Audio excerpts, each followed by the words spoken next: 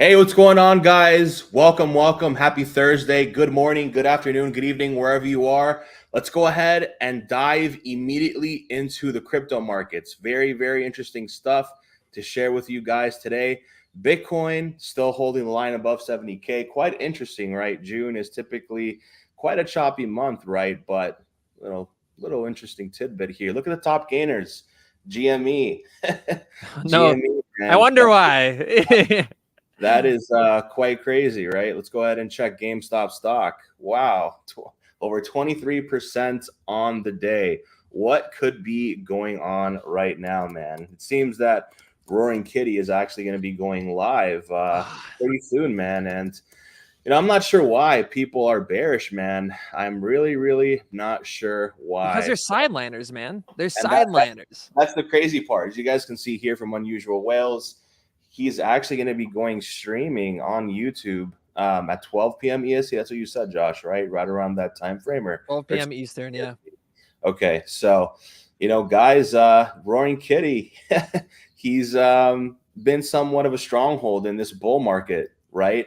I think he tweeted like right at range lows where BTC was at like 61, 62K, May 10th or 12th, something along those lines. And we just started ripping from there, man. Josh, do you want me to bring up your screen, man? Are you ready to share some stuff? Yeah, let me share in just a second All right. here. I just What's tweeted up, man? out, holy yes, this is so effing bullish because I am excited, man. Yeah, GameStop absolutely ripping. This is just one of those. Look, I don't know if the FBI is going to raid his home while he's live because they're going to claim he's Yeah. market manipulating, but That would be crazy, man. That would be crazy. I think he actually opened up a fund, so he ran up like 50 mil right now, and that's basically sitting at like a quarter billion or something crazy like that. And it's like, yo, can you please give me money so I can just go all in on GameStop call options? But I also think he went long on Nvidia call options as well, because I believe Nvidia started out as video game company. But guys, before we get started,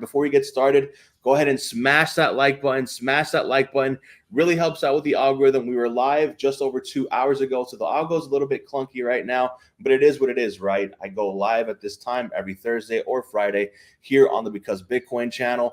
I'm here live with Joshua. He's joining me on Spaces, a few times throughout the week. So I know he also does some YouTube stuff. Feel free to check out his stuff over at Discover Crypto. He goes live every single day, right, too, Josh? Monday through Friday, 10:30 a.m. and then also Monday through Thursday, 4 p.m. Yes.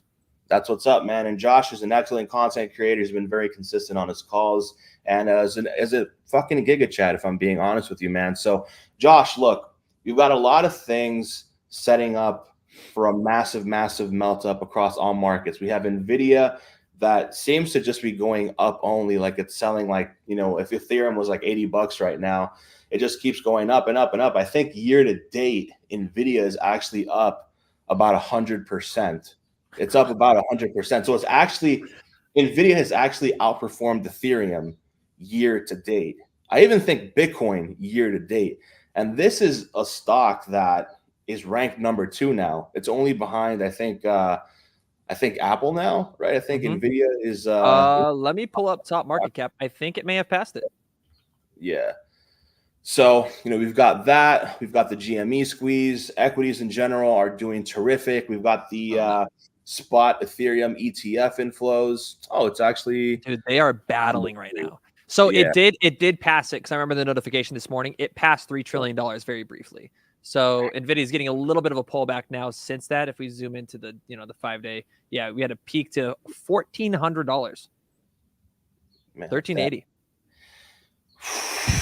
Boy, oh boy, and they still have yet to do their stock split. And of course, with the retail, whenever they see, the whole numerical bias, just a chance that it could squeeze up, another 50% here. And I'm kind of thinking, Josh, that maybe Nvidia is this cycle's Tesla, where last cycle, if you were a crypto bro, you still looked at Tesla, even if you didn't trade equities.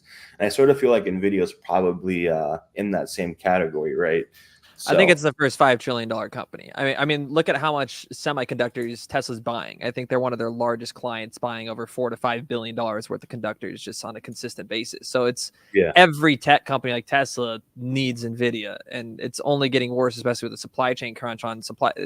It's the newest commodity, is what I say with the semiconductors. So yeah, there's no reason for this to continue higher. I don't know if you saw Jensen's. I'll pull up the tweet while you pull up something else. But we had, let me see, Jensen signs chest. yeah, that was honestly crazy, man. Did But you see that? I There mean, it is. dude, a few months ago, Jensen was who was he chatting with?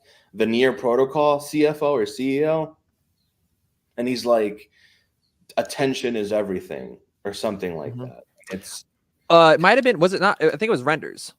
I think he's probably spoken to Near too as well. But Otoy, their founder, who's the founder of Render as well, has spoken on stages and actually like been on panels with Jensen for like the last decade, multiple times at their GTC conference. So there's a lot of ties to the AI sector because they need the scaling of that decentralized like computing power, that deep in category. There's a lot of value to that. But this is insane. Yeah. So it did hit $3 trillion, overtook Apple. And this is Jensen, guys, the CEO of the world's largest company. For a moment this morning, will pass it indefinitely, but he's bro's a rock star now, dude. Bro's a yeah, rock star. man. So if we take a look at last cycle, summer of 2020, right, shortly after the halving, we're kind of in that same situation, right? There's a lot of talk about a massive GME squeeze. You've got this cycle's narrative, which is meme coins. There's no way around it now, right? Absolutely no way around it. There's no way anybody can ignore it now if you're in crypto. And I'm kind of seeing some similarities, right? We're right about the half point of this cycle. We're seeing some similarities from last cycle as well. Man, I'm feeling some vibes, man. How about yourself, brother? Yeah, this mic. I mean, for everybody that's coming in, I've changed my mind completely on meme coins. I don't know if you know, I co-founded OmniSwap now, which is a deployer. Yeah. It's supposed to it's not supposed to. It is cleaning up the industry massively. Locking liquidity, renouncing contracts, and eliminating like 99% of the things that allow these shit fluents, I like to say, to launch their rug pull scam projects and just pump and dump. It's clear at this point. Memes are not just a cult, just a. I used to be one of the people. I know we've talked about this on Spaces. We haven't faded things like Pepe or stuff. You guys were calling Pepe since we got the bottom, but I was someone that was always like, utility matters the most. But then you realize, guys, as you're building these products and you sit down with VC capitals and everything, 99% of the industry for meme coins, 100% scams. But there is actually a significant amount of them because, guys, there's 20,000. So we're still talking like dozens and dozens and dozens and dozens of meme coins that they're not just a meme coin, they're a culture. And that culture creates its own brand identity, which creates a self-sufficient prophecy. So it's like they just start sustaining themselves. So once you pass $100 million in market cap, the community's so strong, it just builds on itself. And so I do think we're transitioning to a new narrative, which is 100% fair launched brand identity, brand driven communities where I think one of the best examples of this is, and I have to pull it up, I have to shout them out because they're one of the greatest right now. If you follow Ponky, Yeah, they're on IG and everything, brother. dude, Like they're their doing Instagram's stuff insane. outside of Twitter, which is phenomenal, dude. And then I think like a lot of these memes where it's usually the community that runs their handles, right? Like the dev doesn't really do much, right? Like you need to do something outside of Twitter, right? Like there has to be some other sort of virality outside of the platform that we use, right? If you really want to like maximize everything. We saw last cycle, Doge, Shib, Floki, like, dude, you would open up TikTok, you would open up YouTube, and every other content creator was talking about those things, right?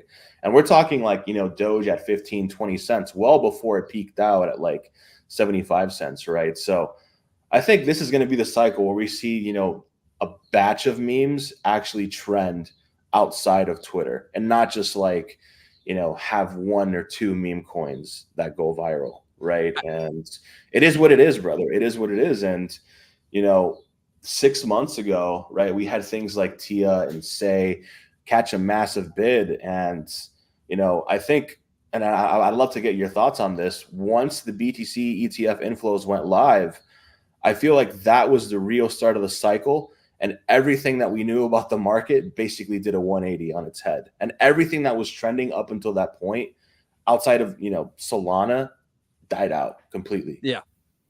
Yeah. And, it just is doing the unprecedented. I mean, people, this is why, when we're talking about Nvidia, we're talking about, let's pull up GameStop, right? GME stock. Yeah. The reason why these are going up and to the right is because our entire financial economy is shifting like incredibly, and it's at a faster pace than ever. So the people that are hating on this, the Jim Cramers out there, they're like, Nvidia is going to collapse. This is the top of the cycles. We're in a bubble. A bubble comes when a new technology is embedded, but there's no growth. So there's this new, this new identity, this new product that launches, for example, the .com bubble, but it's really it hits a ceiling. And then that ceiling is where that bubbles is, and everything just kind of becomes copy and paste. Right now with, Nvidia, they just broke Moore's law last year. So the advancements of technology is at a pace that we've never seen throughout the mankind's history. So technology is only going to continue to adapt and evolve. And now you're seeing it with the tokenization of assets and everything as well into these, into this new sector, which is why meme coins are turning into something more than just, it's like GameStop used to be just a meme. Well, no, now people realize it's not, it's because there's a predatory capitalist company behind it that's suppressing that price action to downside, taking advantage of retail. So it opens up this new world of, this is decentralized. It's on a decentralized exchange. There's still gonna be manipulation, right? It's a free market. You can't get rid of that. But no matter what, there's no Citadel shorting the stock to, to zero that's trying to get you arrested. Man, do you think this broader market cycle that we've been going through since late 2022 could replicate the .com bubble here in the crypto markets? And the reason why I ask, right, is we now, you're talking about the tokenization of things. We now have the meme coin sector, which in my opinion could be something like the tokenization of attention, right? You go on Twitter, you see Pepe trending all over, right? And if you even get into, the crypto Twitter algorithm, you're going to start seeing dog with hat. We saw Iggy Azalea, right? Despite what anybody thinks about celebrity tokens and all that stuff, that thing reached like $150 million in market cap. And it hasn't stopped, man. And usually when you have something that, crosses the $100 million threshold that you were talking about, it sets off a small trend, right? Even if it's just short, wow, $200 million for Iggy Azalea token. That is absolutely crazy, man. Dude. That is absolutely crazy, man. And dude, I don't think this is the end, right? I sort of think that just like WIF, right? When it crossed $100 million, that's when it's like, all right, time to pay attention. This is probably a new trend on Sol. And it still went up like 40x after that, right? So I think what we considered top signals, right? Usually when you had, celebrities come in during last cycle, the cycle before that, we would basically just correct massively. But we've had this influx of, other well-known people from, the media come into this market, and we're still holding strong. Things are still trending, even outside of memes, right? We've had Ondo basically rip face. I know that's one of your favorite assets to hold in the crypto market, right? So where I'm getting at is if we have RWAs not only in the tokenization of bonds and assets and all that stuff, but we tokenize attention, right? When you buy Mother, when you buy Pepe, when you buy, Andy, when you buy shitcoins on Base, right? You're basically buying tokenized attention, right? If you tweet out a shitter on Base and you get 50 likes and 100 reply guys, that's attention right there. That ticker is attention. And you compare that, and then you use the layer one bubble from last cycle as a metric, which is about $250 billion.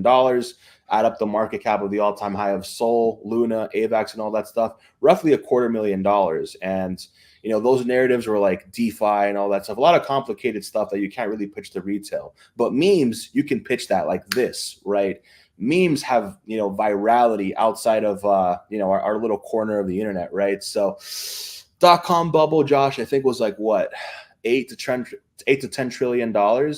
Current crypto market cap is right below 3 trillion. So I think there's some comparisons here, man. So it's a great comparison. I've actually been asked that question before, and what I like to look at is, okay, so the .com bubble, let's say, was what you said, 1.5 to 2 trillion. No, the .com bubble in 99, early 2000s, was 10 trillion, roughly, right around there. And we're just under that much. Yeah, man. Yeah, so we're just under 3. The .com bubble was 20 years ago. So that means we've 4x, 5x inflation at this point, if you look at the dollar comparison. So when that's, exactly. So the upside of this is no one knows. And how I like to say it is just look at CNBC, look at, you know, Bloomberg, look at any analysts or any bank out there. And, you know, you have BlackRock that's, you know, there's the two largest asset managers in the world. One is staying in their old ways. They're firing now their old spot ETF, you know, leads, because obviously they're missing out on one of the biggest, I think, opportunities in life. You have BlackRock, which is completely pivoting to tokenization and ETF. So you have now the two largest financial asset managers in existence, and one dwarfs the other. Going head to head on the next like area and the next revolution in, you know, in our financial markets. That's making every analyst on the planet kind of just spiral. They don't know if it's because, you know, why are markets reacting? Is it because Nvidia? Is it because, you know, Biden's, you know, banning the sales of semiconductors in the Middle East? Is it because of Trump being jailed? Is it because of elections? Is it because, and that's the other thing, we have the largest elections in history taking place this year, like over 3.4 billion people voting or something ridiculous. So the amount of macro events that are taking place at the same time as a kind of emerging sector, just, it's not like it's, you know, fixing an old system, it's replacing it. You know, it's a solution to fractional banking. So now you have fractional banking on steroids, because when you tokenize derivative markets and everything, you're opening up your markets to trillions and trillions of dollars of more volume. And on top of that, you're able to trade it 367 or 365 24/7, right? It's unlimited capital, unlimited liquidity, like this is something these asset managers and banks have never seen in their life. So to say that we're in a bubble now because, you know, some girl with a fat ass is twerking on Twitter and naming a token after, you know, mother. Yeah, Look, brother. guys have, look at OnlyFans, man. You know, I think Twitter's going to start allowing, you know, adult content. And I think they're going to actually be a huge competitor to OF because of the subscription services. Dude, like dudes are just degenerate, crazy, man. dude. Like, brother, if that actually happens, I think I think you're gonna have the same amount of activity on Twitter, like our side of Twitter, right, crypto Twitter, as we had in the pandemic. And during the pandemic, brother, dude, like, Yeah. man, like crypto was absolutely wild. Everything pumped at the same time. Everybody was making money. Where there's now, it's, you know, it's still PvP now, but I sort of feel that, you know, as we go into you know, the introduction of the spot ETF for Ethereum going live, I think everybody's going to be making money at that point, brother. How do you think the inflows are going to look like, brother? Do you think massive? Yeah, massive, and it's not retail money; it's institutional. It's my biggest concern this cycle is, you know, we've been in content for so long, man. It's what we're seeing right now at $71,000 Bitcoin is the same energy we were getting at 30K Bitcoin, at 25K Bitcoin. Pretty much, man. Pretty much. Retail's acting like we're in a bear market and it's over. Yeah. And you're like, dude, like you guys have been we've been sideways for 91 days. Yeah, your opportunity was to buy at 15K, 30K, 45K.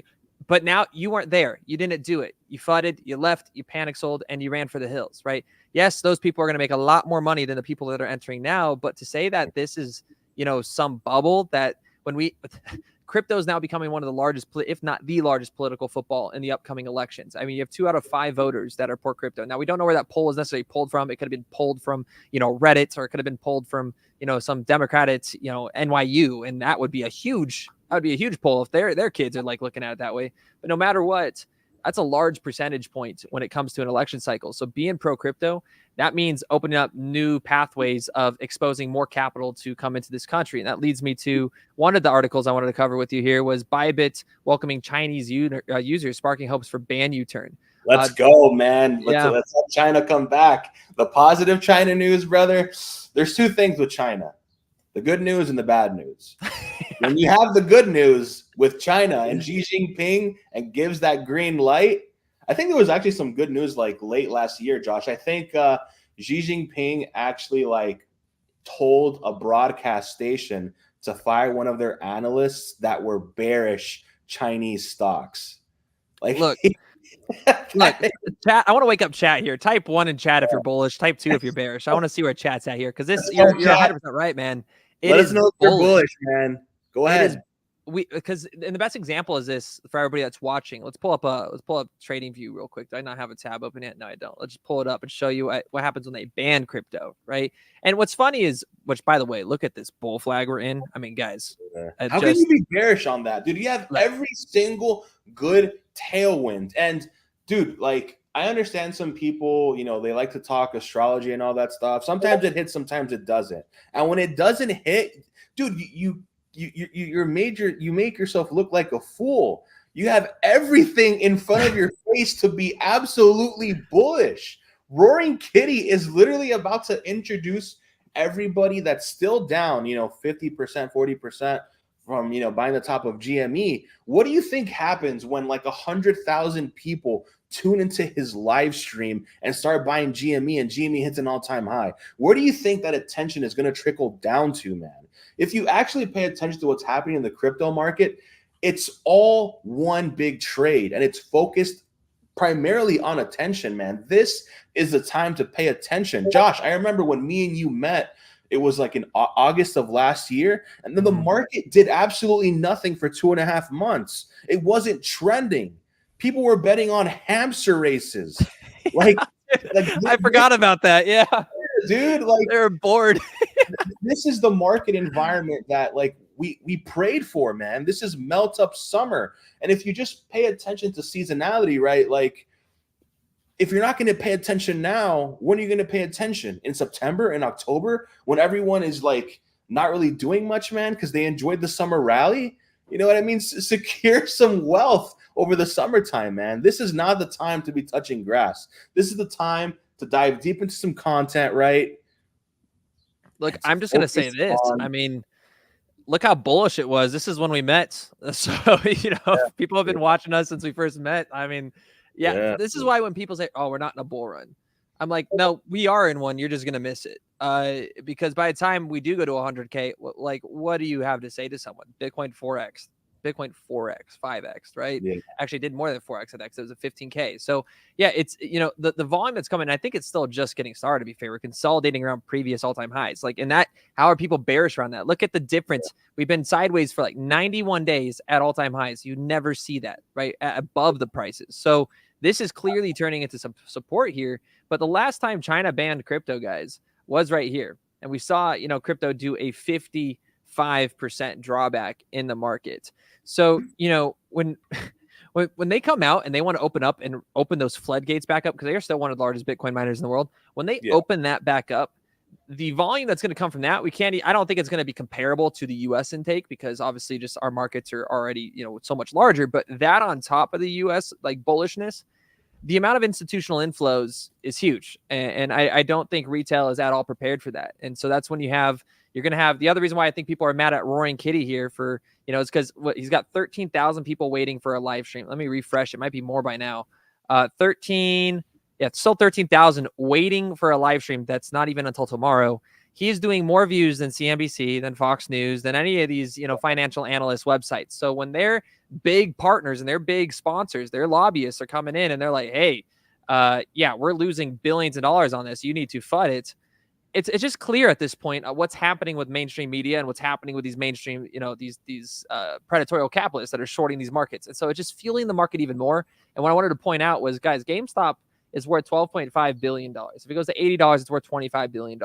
That's all meme money, right? Those people that are making those profits, they're going to be pulling those profits. They're going to be pouring that into AMC, probably BlackBerry, all those stocks again, right? All the same stocks will start to run, all the meme stocks, what they like to say. You're going to see that flow over into meme culture. So we're getting an explosive bull run with the most viral human being on the planet. We're watching Dumb Money 2.0, the sequel, happen before our eyes. We're probably going to watch Roaring Kitty get arrested. I imagine he's going to go to court again. And it's going to be that much like them. But I don't understand what it is like, and not to get political about Democrats wanting to jail people, man. We're here to rant about the market. We're here to rant about the market. Yeah, it's surprising that anybody wants to put people in jail. It just makes them stronger. So I'll leave it on that. Yeah. Hey, brother, man. Former President Trump, there's a story to be had there, brother. I think markets are going to go absolutely turbulent, because of that stuff. And, we saw what happened in 2020, right? Like, oh, how can markets pump, during a pandemic? Or, oh, now the whole thing is, what do markets have to do with politics? And I think people are about to find out. They're about to find out big time, man. And they tried ignoring it for so long. Yeah, you can't do that anymore, dude. Like, this is the first time in history where we have, what generation is Biden and Trump in? They're older than boomers. They have to be. Oh, they're like double boomers, whatever that is. Yeah, whatever the double boomer. The great generation, is that what they're called? I think, or something like that. Whatever it is, the silent generation. I don't know, bro. But you have these older gentlemen that are like, they're now recognizing tech, right? Biden hasn't said anything about it, right? But He's still his using his cabinet, flip phone. right? Yeah. And Trump, he went on to basically say that, he's pro crypto, he's pro BTC. He wants the crypto asset class to thrive here in America. Whether as people like Nancy Pelosi, all the Democrats, basically, they really don't want you to make exuberant gains, man. They want you to receive your stimmy check. They want you to basically just suffer and being taxed on unrealized gains, which is the most absurd policy to try to push through. And I think former President Jimmy Carter tried doing something like that right before Reagan took over. And history doesn't repeat itself, but it often rhymes. I will say that, right? And the market is indicative of that, right? We're repeating sort of like the same vibes as we did last cycle, right? Amidst all this geopolitical turmoil, amidst all the financial market drama, with what we're seeing with GameStop again, and the tokenization of attention, which I consider that a part of RWAs, right? The tokenization of actual attention, right? And people can capitalize on that, right? Like, I think there's a guy on TikTok, as I said on Spaces, Josh, like this guy, he basically just goes up to random people. He brings up a photo of Pepe or Doge or With, and then he brings up a photo of like Optimism and Arbitrum, all those like ETH-L2s. And he's like, which one would you invest in more if you just had to go by the picture? And he gives them a 2-sentence pitch, right? This is the dog wearing a hat. This is the frog that's used, in memes on Twitter. Would you rather buy this, or would you rather buy a scaling solution for Ethereum? And they always pick the first one, right? If you show a kid a photo of both ones, which one, would you go for, right? And it's like, who's actually going to buy your bags? You know what I'm saying? Is it going to be, a dev, or is it going to be, like 10,000, 100,000 different Gen Zers with $1,000 each? You know what I'm saying? Like, it's a bit left curve, but that's just what's worked, man. That is just what has worked. And, I'll say this, man. I'll say this. I think many people still aren't ready, because you know as well as I do, man. Once you start seeing things like BNB break all-time high, the music Again, starts. Well, what are your thoughts on that, brother? What are your thoughts on that? So bullish. I was so wrong about Binance. I mean, I was right in the sense of everything. I was like, yeah, they're going to be guilty for this. They're going to be guilty for this. That's what got me blocked, And then everyone's like, no, you're wrong. And then he goes to jail. But it ended up being even more bullish because, again, I was missing back in 2021. After because I built this out. And so what you're talking about, we call it mindshare. That's what we're calling. We have V2 launching on OmniSwap. And what we're talking about in terms of like a Pepe versus a layer 2. Why does someone want a Pepe or, any of these meme coins over some crazy utility project? And it's because of the mindshare. It's because of the culture. It's because of the community. And it feels like a kind of big FU to the establishment. And it's what the next generation wants, right? They don't want to go invest into Krugers or, into maybe they'll pick up Uber or something, but they don't want to keep buying all these old generation stocks. Like, dude, no one our age is going to go buy Ford, and look for a 2% dividend, or whatever it is, per yearly basis. That's just not what they want. They want something that they relate with, that's in their community, that's in that. And that we say, when you look at these meme coins, guys, this is what opened my eyes up to a lot. Dogecoin has, virtually zero utility whatsoever, but it's worth $23 billion. Why? It's been there forever. It is one of the oldest projects, and it owns that mind share in the industry. Everybody knows it. There's $23 billion worth of people that know about Dogecoin, right? Same thing with Pepe. Same thing with Shiba Inu. Shiba Inu is 15 billion. I think Pepe is actually going to pass Shiba Inu because its meme culture is way stronger. And it's just, I think the only reason why Shiba got to where it's at is because of the insider we all know what happened with Shiba Inu. We don't need to talk on it again, but essentially that is the reason for it. So when you have that perspective, I think we're going to start seeing that shift in towards this like brand identity around these. And that's exactly what you're talking about. Pepe is not just a, meme coin. It's a culture. It's an identity. It's a brand. And that's what people lack the most of in the United States right now and globally. They have no community. They have no understanding of where they should stand or they shouldn't stand. It's why politics are so divisive right now, because these, going to what Jack Dorsey's tweeting out on Twitter, students and kids these days, and anybody, quite frankly, when you're on Twitter or TikTok or YouTube, you're a slave to the algorithm. The algorithm's going to feed you the content that you're most interested in, and it niches down your information. It niches down that content, and it's a black box. You can't tell what the algorithm's going to do. It's going to keep feeding you the data that you like the most, because that's what's going to redeem them with the most amount of advertisement revenue. That is how those systems are created. So there is no, even though a system could be open source, there's no fundamental, it's impossible. At least there's not a way for this until we implement new strategies. But for example, it would be open source platforms, but the user pick and chooses their algorithm, right? But they understand and know that the algorithm is going to be biased. Every single algorithm has to be biased. You can't make it not biased, because it's going to be based off what you're liking, and et cetera. So, the same thing goes with, the meme coin culture. This is where I think people find themselves in this brand, in this identity.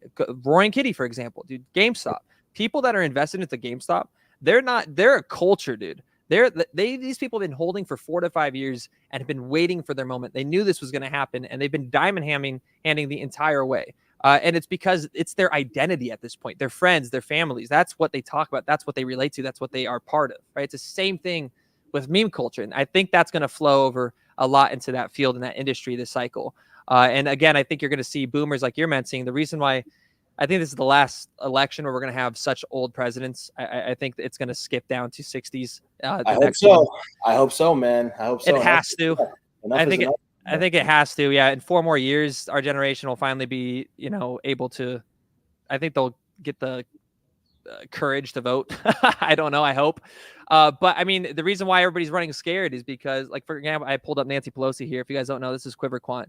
You can track all of your Congress officials, and they're all inside trading, and they own and control the traditional sector. So they don't own and control meme coins. They don't own and control crypto. So what you're going to see now is, since they're not making as much money off what they were traditionally making all of their value off of, I mean, Nancy's killing it because she's, trading Nvidia stocks. All the old timers, they're going to start transitioning back into the tokenization products, into these DeFi ETFs. Dude, I don't think people realize this. Meme coin ETFs will drop one day. I don't know if it's 2 years or 3 years, but you're going to have a ETF that's collectively to top 10 projects. It might be Pepe, Dogecoin, whatever it is, right? Because people want exposure, and you're going to see that develop over time. So it's going to be a crazy cycle. It's impossible to know what's going to happen, Wabi, but I'm anything but bearish is what I'll say. Yeah. I want to pull something up, man, just so people can see how epic this is, man. All right. Give me 1 second, Josh. Look at this. Come on. People have to. How epic is this, bro? We'll ensure that the future of crypto and the future of Bitcoin will be made in the USA, not driven overseas. I will support the right to self-custody to the nation's 50 million crypto holders. I say this with your vote. I will keep Elizabeth Warren and her goons away from your Bitcoin. And I will never allow the creation of a central bank digital currency. Yeah, it's so to all the people that, dude, so many people hate him, but it's like, this is the first cycle too that, like, I've had conversations with family members and friends where, dude, they're like hardcore Democrat. I mean, like hard leftist, hate Trump, hate MAGA. And so I go, okay, well, I'll just ask them one question. Do you want me to move outside the United States? Do you want to force me to move outside the United States? And they go, what do you mean? I'm like, well, you want to vote in somebody that wants to push out TikTok and ban crypto. That's my entire career.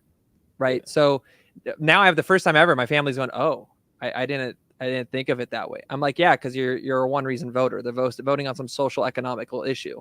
It's like crypto is not just it's not a social issue. It's an economic issue. So it's like pushing that outside the States is going to push innovation outside the States. It's going to push tech outside the United States. 100%. All these people that want to tax the rich. I don't understand people that go, oh, we need to tax the rich. That's fundamentally fucking impossible. Excuse my language, but you can't possibly do that. They're going to always have a new loophole. Why? Who are you competing with? You're competing with the Nancy Pelosi's of the world that are already inside trading. You think they're going to pass a bill that's going to hurt the amount of money that they can actually obtain through their policies and committees? No, that's just not going to happen. And on top of it, if you do push out the $100 million, the $1 billion, where do you guys think the money is raised for all the young entrepreneurs that are trying to establish new tech startups? They're going to the VCs that have hundreds of millions and billions of dollars. So if you push that outside the States, it's pushing out innovation outside of the States. And so, yeah, I think honestly, I think it was Vanik. It might have been Vanik. It might have been, I forgot who was the bank, maybe it was Standard Charter, that said if Trump wins, Bitcoin goes to 100K. I fundamentally 100% agree with that. I actually think, Josh, now, not to touch into macro, right? Macro. But look. My dubious speculation is this, right? I think there's an opportunity for a 2-wave cycle. We can rally insanely hard up into the first cut. We get, 2-3 rate cuts, we bottom, people think it's completely over. Bitcoin's down 35-40% from its all-time high. And then, once the rates settle in, we go on like a 12 to 15 month rally, and go to almost 200K. That's my dubious speculation, especially with all these ETFs going live. And this is all contingent, of course, if Trump wins. If Biden, for whatever reason, right, who's like literally you hate crypto, you wanted to see it go to zero, I think we peak out in Q1 of next year, and the cycle is just prematurely topped, right? But if Trump wins and the market absolutely loves this guy, I think we just follow the traditional, 4-year cycle, perhaps even extend it a little bit, just because we have all these ETFs going live, and monetary policy will be easier. Perhaps you'll have like 1 or 2 quarters of QE, and if we just pay attention to how the liquidity cycle is right now, the Fed has to start printing money at some point in the next 18 months, man. They're going to have to. Rates are way too damn high, dude. And how are they going to service all that debt? They have to pay. They have to pay with their own currency. They literally have to borrow their own currency. And, I think we had, correct me if I'm wrong, but I think the Bank of Canada, they cut rates. And right? ECB. Yep. Yeah. Well, today by 25 basis points.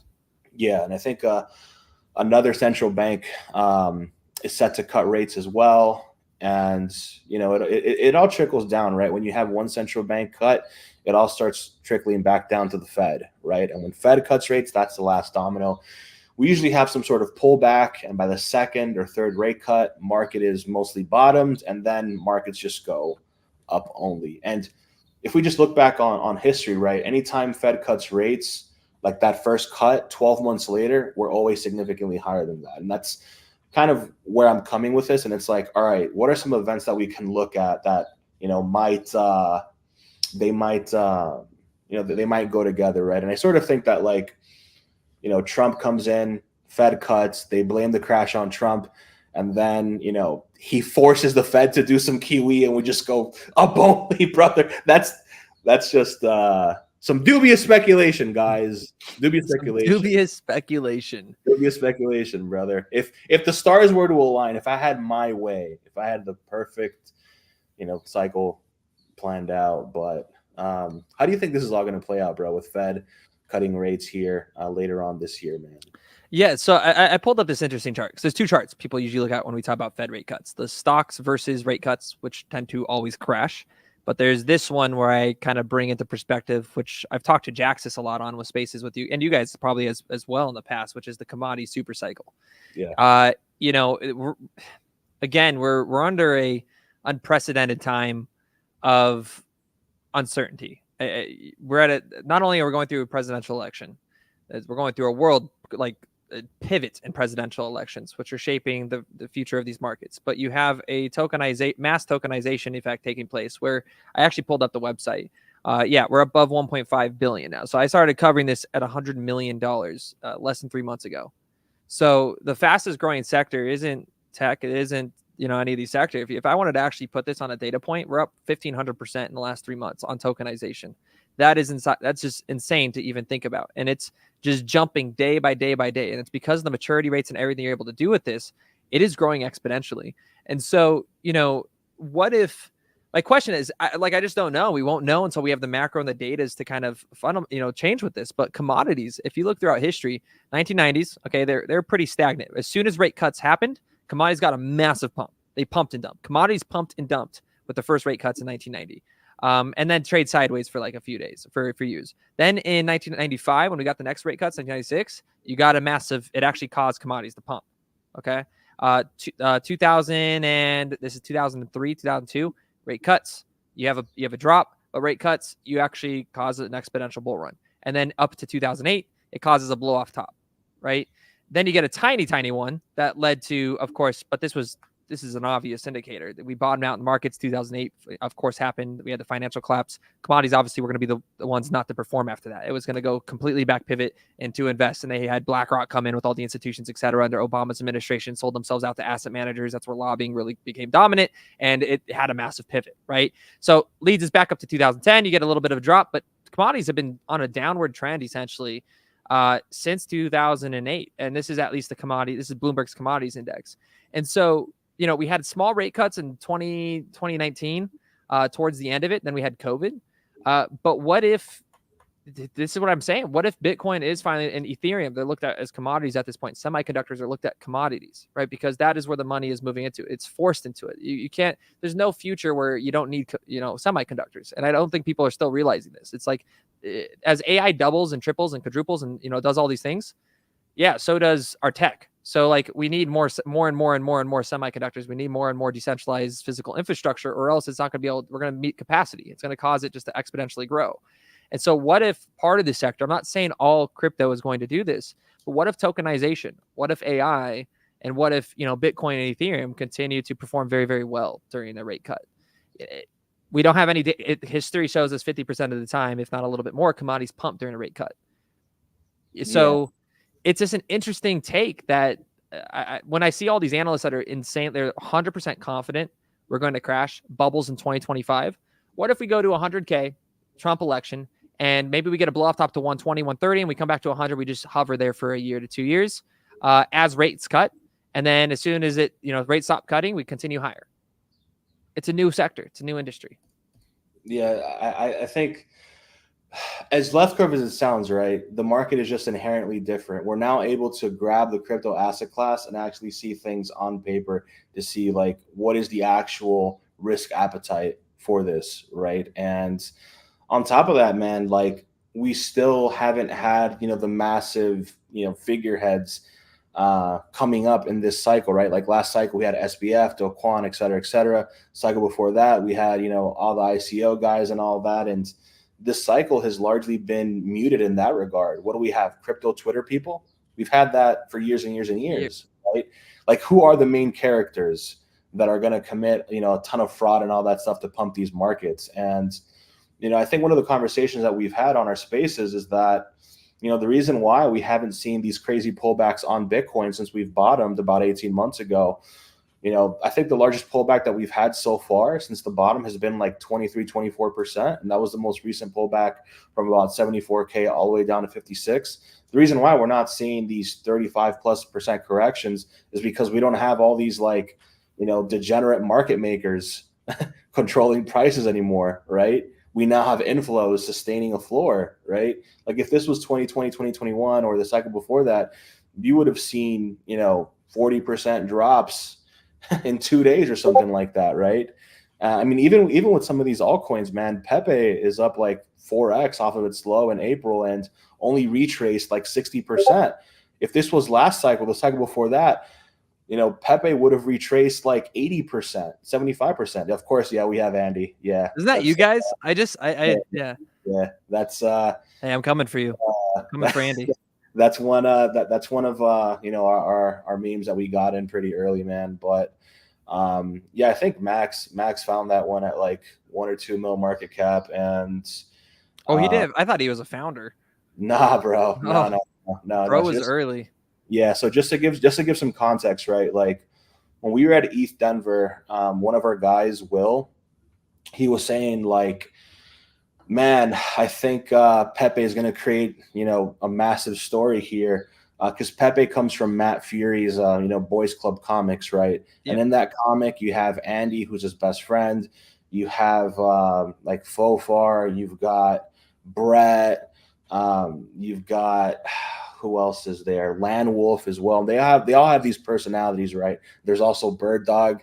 And so Will said like, man, there's going to be something huge here. And then Max basically did some digging, and then like he discovered that how all this is one big massive thing, like a ripple effect, right? And then he went through wallet distribution, holder count, all that stuff. And with Andy back then, you know, the distribution was relatively even, and it was already down like 30% or something from the high that it put in early March. And yeah, we all got in, and then we started doing spaces immediately after that.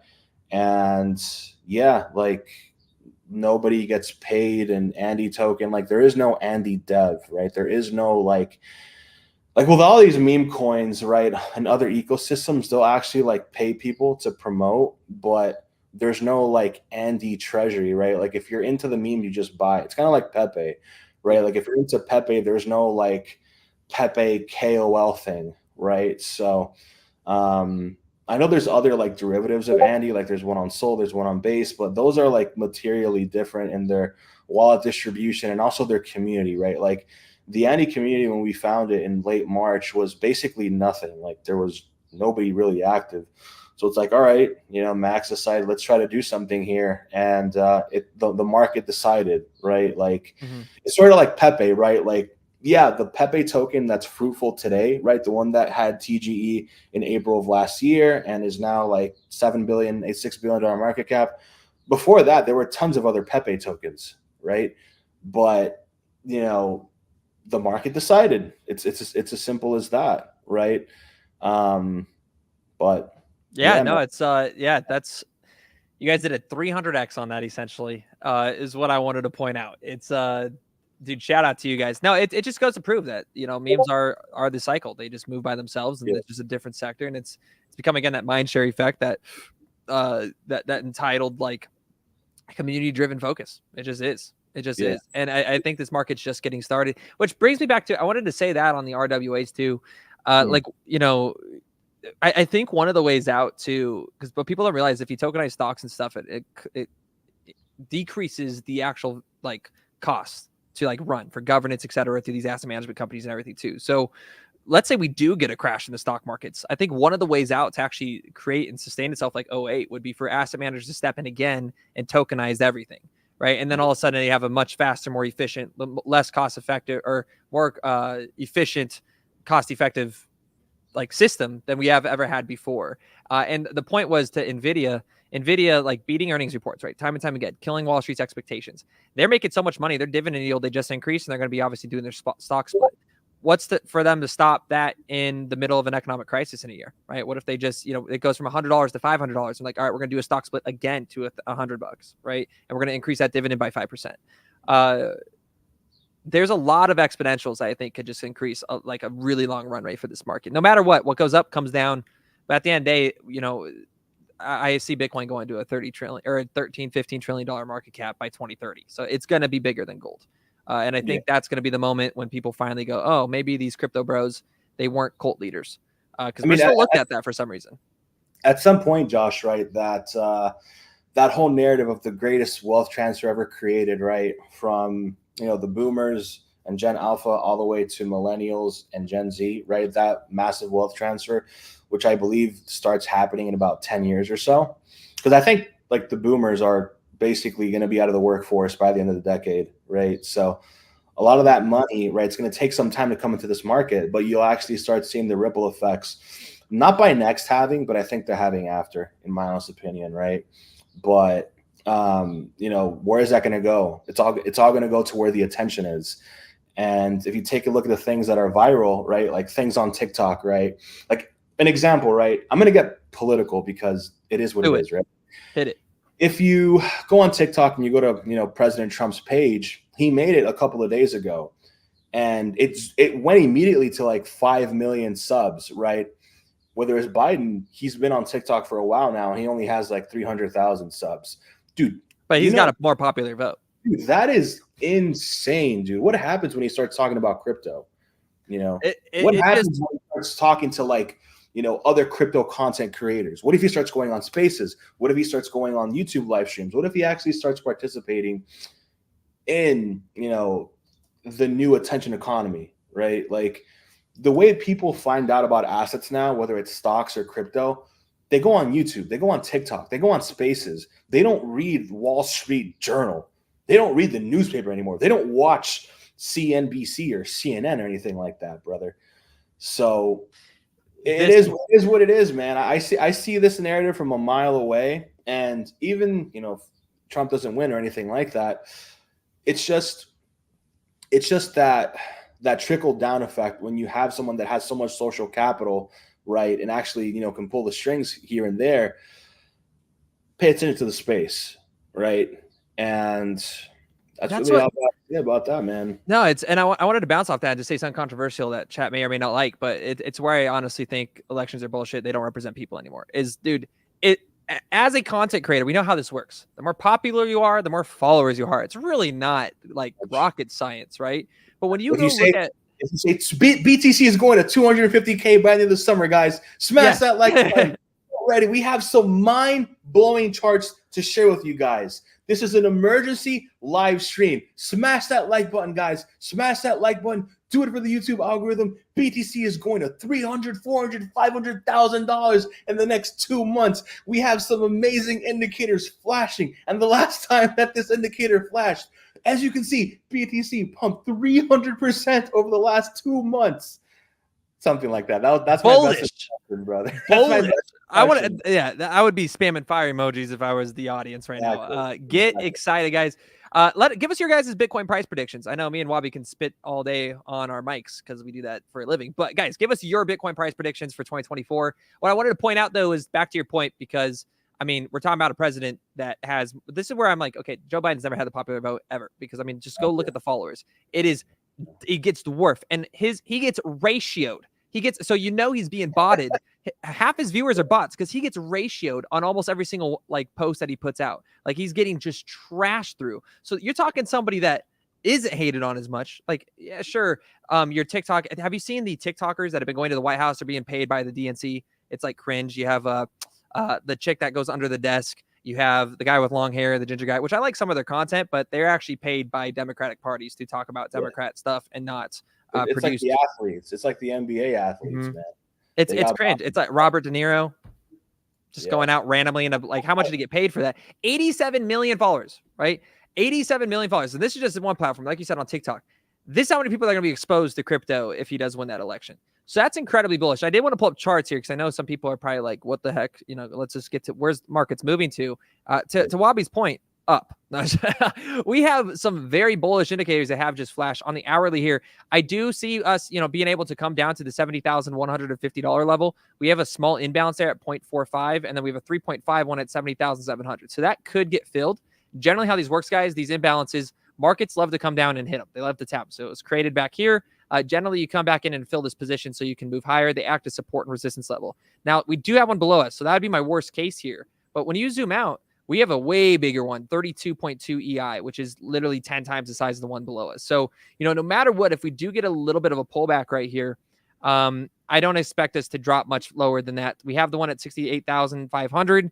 That flashed a few days ago, but see what I'm talking about right here, where it turned it. So it created it, turned it into support, and then move higher. So I would expect us to not draw an X on the screen, but I would expect us to test this. And I honestly think we'll come through this one, but use this one as support, but maybe not, because this imbalance above us is high. And when you're looking at liquidations, looking at 72,300, this is still my target. This has been my target for weeks. This is starting to see massive liquidations opportunity. And it's so funny. Andrew Tate's one of his professors in his Discord, because he doesn't manage that, quote tweeted my tweet saying, oh, this idiot doesn't know what he's talking about when it's at $68,000. He's like, liquidations, they change as prices move. I'm like, no shit, Sherlock. This is why, nobody knows about you and only know who Andrew Tate is. You're just a university professor. Yeah, obviously, guys, how these work is as magnets. So as prices move towards them, of course, more liquidity can open up beneath them. It's just the fact that these liquidation levels are so powerful and there's so much volume at those ranges, it makes the most amount of sense for market makers to want to range it up to this level. So how do you check that in real time? You simply just click on the 12-hour. You're going to see it open up. Look at that. See? Opening up below us. However, there is still a significant more amount above us. The brighter the colors, guys, the more volume within that range. And you can see that there's even volume now opening up above 74K, and when you get these levels here, you tend to get pretty significant support and resistance levels. So the last one we had was right here. We ate through it. This was massively yellow. We turned it into support. There is some opening up below us, but not enough. And again, we're on the 3-day now. You're looking at that $72,300 range. So let's look at the liquidations in real time. This is what is telling us bulls and bears they've been fighting. And when you see a balance, by the way, guys, what bulls is, and just for people reading this chart here, bears are on the left side and bulls are on the right side. Okay. So these are people betting on prices to go up. And of course, it's kind of complicated. Let's redo that. Bulls here. Okay. These are bulls. Okay. These are bears. All right. This is actually backwards, but I'm going to explain it for the retail audience a little bit better. So these are all your people longing the market. These are all people shorting the market. So if this red line, I call this the windshield wiper, if it goes up to this range, it's going to wipe out bears. okay, because they are shorting the market. Now, if it goes to this side, it's going to wipe out bulls because they are longing the market. All right. And it's this giant game of tug of war. And so as we battle back and forth, when you see it at a 50-50 range like this tends to mean that you're creating and consolidating at a new support level. Okay. If it's unbalanced, all right, I'm going to show you what an imbalance looks like, which is going to be the 30 days. It favors the bears here. Now, of course, you see these two giant massive candlesticks, which is why I expect us to go to this range, and this will change once we get to that level. That means you're going to be favoring the bears. Market makers are going to want to push prices down over the next 30 days because they're going to make more money. Now, you can't take the 30-day into account, though, every single time, because you got to look at the liquidation ranges, because as we move to these higher levels, more volume comes in, right? So you could see people start shorting the market at 72K, and that's going to cause the green side to go up and the red side to go down because people become too bearish, and that's what creates short squeezes, all right? So what we're watching now in real time is a battle of the bulls and the bears. We're creating support at the previous all-time highs. We're now at $71,000. And I do expect us to break higher to that liquidation range to grab this liquidity. If I go to the 30-day, you'll see it. On the third day, if we grab that liquidity, I think we're setting a new floor at 72K. We'll have to adjust that data there, but this is incredibly bullish that we have opened up an imbalance at $71,700. This tells us that bulls are not exhausted. Price is more than likely going to move higher, and you can see the sell orders coming in at 72K, which means if we get to that range, bears short positions are going to fill, and it can readjust that liquidity gap. Josh, I was told that this summer was going to be a lull period, that there was going to be no volatility, man. People were saying on the timeline that they were saying, chat on Skibbity, there's going to be zero volatility, just go on vacation. And you want to know what happened? We ripped going into the monthly open. Who could have foreseen? Sell in May and walk away. That every idiot ever. You know how crazy that is, Josh? Like we had the first May in over 4 years where the May monthly close was actually like the whole entire month of May was bullish. We opened up at actually bottomed out May 1st. Bro, that is crazy, dude. Imagine saying I'm selling in May and going away. That's it. I'm selling all my alts, which are down 70-80%, and I'm walking away. And now, dude, almost every altcoin is basically like, well, on-chain altcoins, right? Not VC altcoins. They've been pressing up against range highs.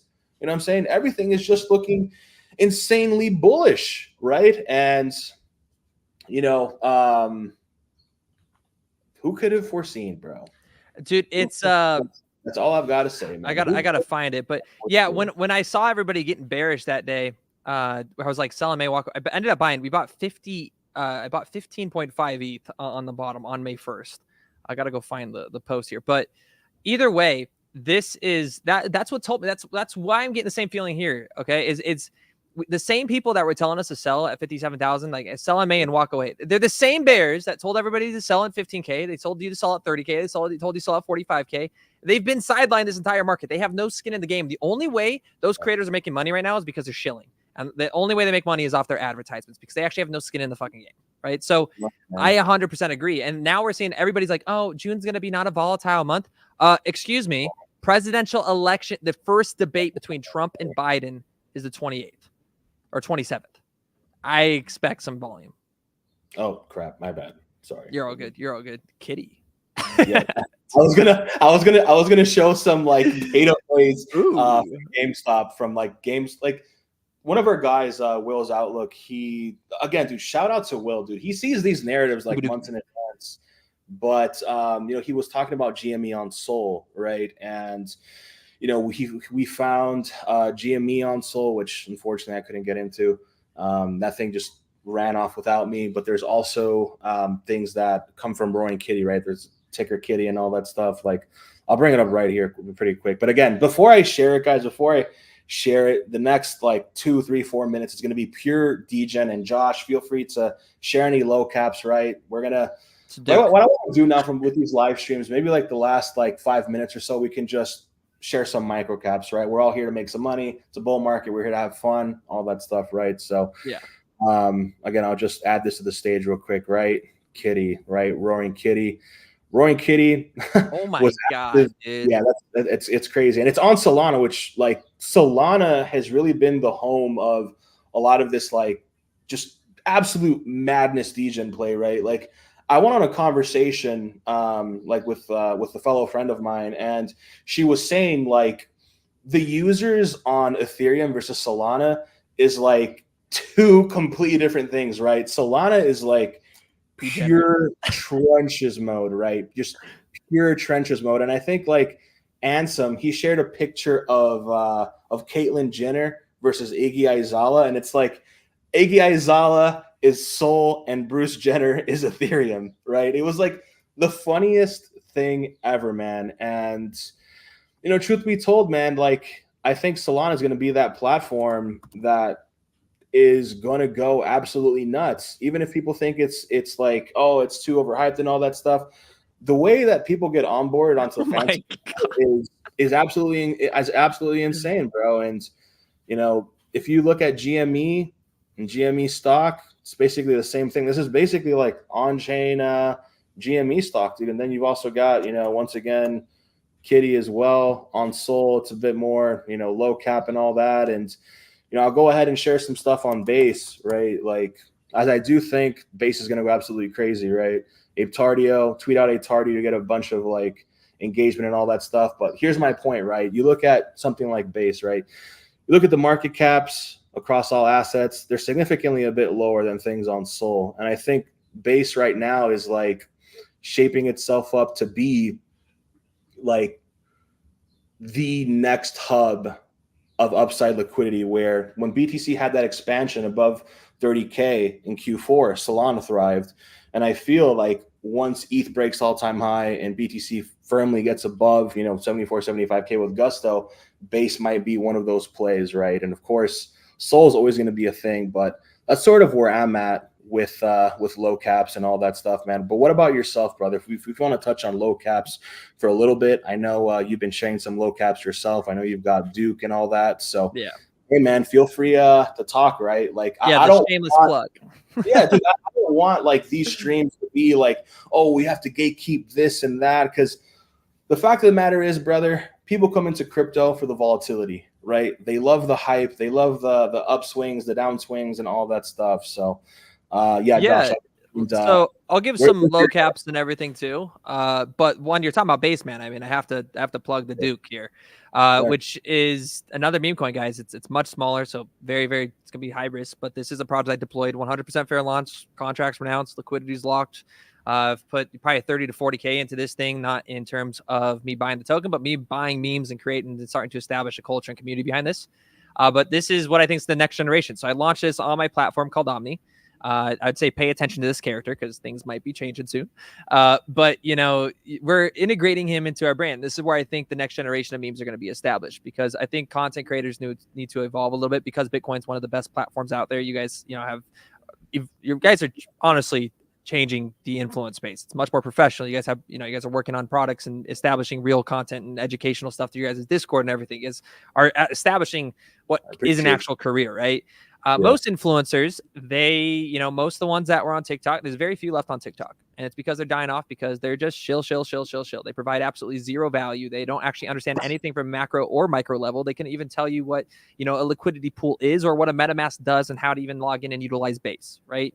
So with Dookie here, we've, this is just a product I launched for the community. He's going to be rebranded into my website here on FOMO. He is the ruler of FOMO Jungle. And essentially, I'm bringing this brand and this identity, which is 100% owned by the community, renounced contracts. I don't own it or anything. I have about 10%, which is all for the community. It's all for giveaways and everything. It's all for you guys, 100%. I'm using it for a brand identity wave. So it's like, yeah, as we build out these memes and these cultures, these stickers, and I have these products, and I have a bunch of different companies we're working on. I can't promise anything, right? It's just a meme coin, but the value of going through that mindshare effect, where we're talking about, it just becomes a brand image. That's where that culture and that community is created. And I think, this is something we can actually establish very, very well. Duke's actually one of the only ones on Base that have their liquidity locked. Brett's not even locked, but Brett's obviously based, and I don't think it's going to go anywhere. You have things like Rooster Coin and stuff on there, but none of their contracts and their liquidities are even locked, which is very, very scary, and is why I have deployed, of course, OmniSwap. That would be really it on meme coins. I mean, I'm pretty much talking about projects that are on OmniSwap. You've mentioned all the ones I've already looked into, really. There was one that was popping off was PopCat, but it's just really the ones that have these memes that can just run with it, right, and create that identity. So I think you're right. GameStop's going to go as long as Roaring Kitty's around. But I would say, be cautious with the celebrity tokens. I think Mother's got it because she's got the ass, right? But you're going to see a bunch of copy and paste. There's going to be a bunch of other OF models that try to come out and repeat, and they're going to go to zero. Josh, let me share this with you, man. Check this out, guys. Look, ETH community seeing yet another meme coin hit 100 mil. Are you guys ready for this? Are you guys ready for this, man? I know exactly what scene this is. Yeah. Guys, you guys aren't ready, man. This is what happens when another type one if you're ready. When another meme on Sol hits 100 mil. This is exactly the reaction. All right, here we go, chat. Here we go. Begging for attention. You're gonna die. Oh, no, No!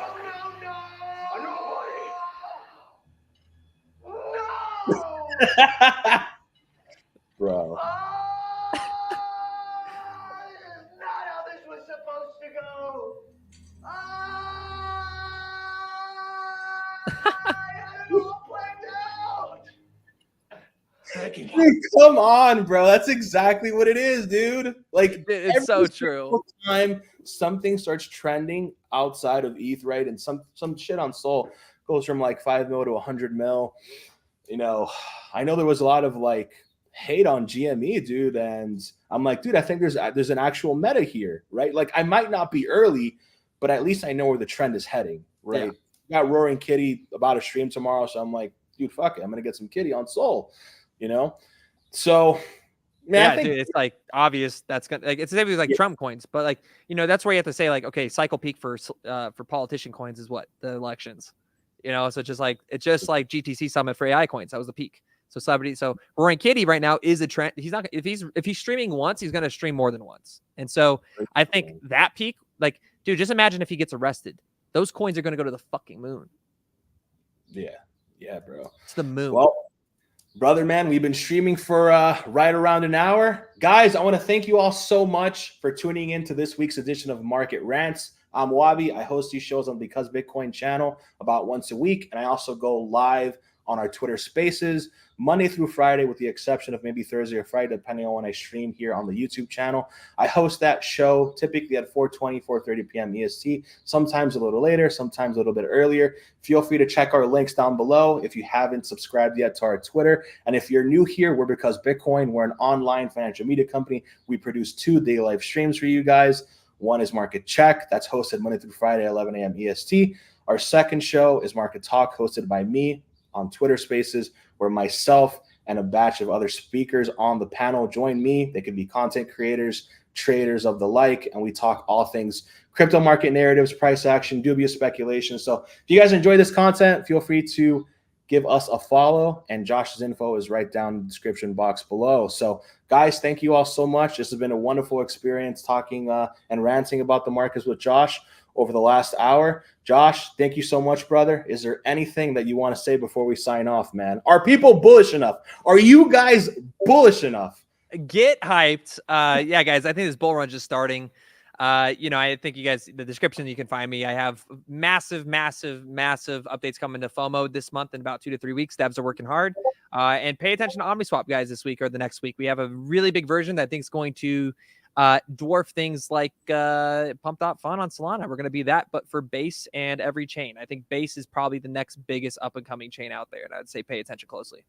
Same here, man. And I think we also forgot to mention the Coinbase Smart Wallet went live yesterday. Did you see their on-chain summer too? I didn't see that. What's that about? Yeah, Base meme coins are going to I think it starts in August, but they're doing with the Coinbase wallet, which is incredibly bullish for just the adoption of meme coins, because you can literally text it to somebody now. It starts, I think, in August. I'm doing more research into it because we're going to do it around Shubaduki as well. But it's like whoever's the most top community, they get like pushed onto Coinbase or something like that. And they're doing it with like digital art. So it's NFTs and pretty much meme coins. So I think you're going to see massive development on top of there over the summer. Man, on-chain summer once again, brother. We did it last year. We did it in 2020. History doesn't repeat itself, but it often rhymes. Guys, once again, thank you from the bottom of my heart. God bless you all. We'll see you all on Market Check tomorrow at 11 a.m. EST. And then I'll probably be doing my spaces probably around this time, or maybe 4 o'clock. I'll see if Jackus wants to come on spaces. Anytime he comes on, I usually run them a little bit earlier. So thank you guys so much. Take care. God bless you all. Subscribe to the channel and all that stuff. Feel free to check out becausebitcoin.com. And later. See you on the next stream, guys. I'm going to go ahead and stream.